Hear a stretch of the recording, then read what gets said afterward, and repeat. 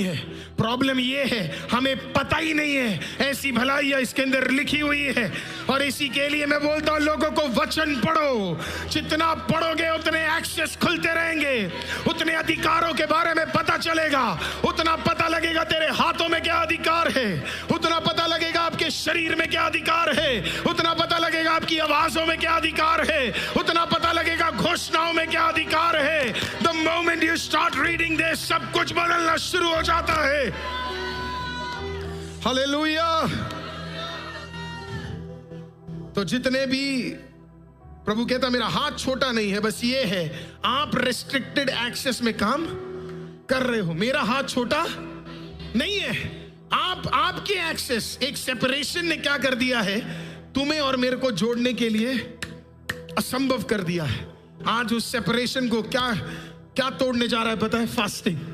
मैं आपको एक एग्जाम्पल देता हूं। एजरा की किताब 8वां अध्याय 21 से 23 हम पढ़ने जा रहे हैं। मैं नहीं पढ़ना चाहता था पर तब भी, क्योंकि आत्मा परमेश्वर आत्मा में बात कर रहा है। हालेलुया। एजरा 8 उसका 21 से 23।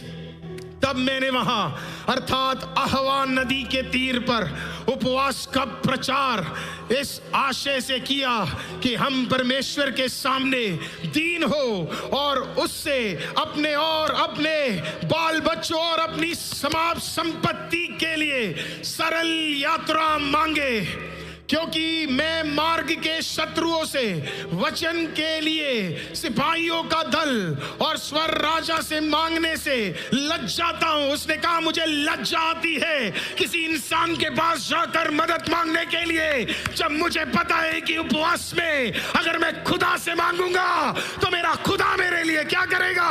कार्यों को करेगा।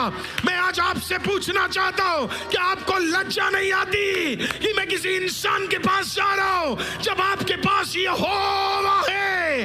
आप सिर्फ यहोवा के पास जाइए। मैं नहीं जानता आप ये सब पढ़े, कभी जिंदगी में पढ़े हैं कि नहीं। हालेलुया।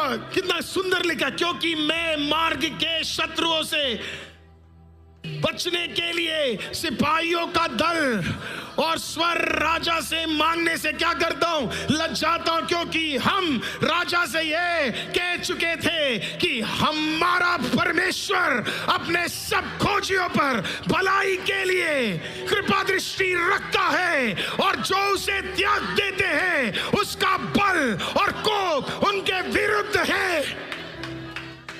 I like it। इसी विषय पर हमने उपवास करके अपने परमेश्वर से प्रार्थना की और उसने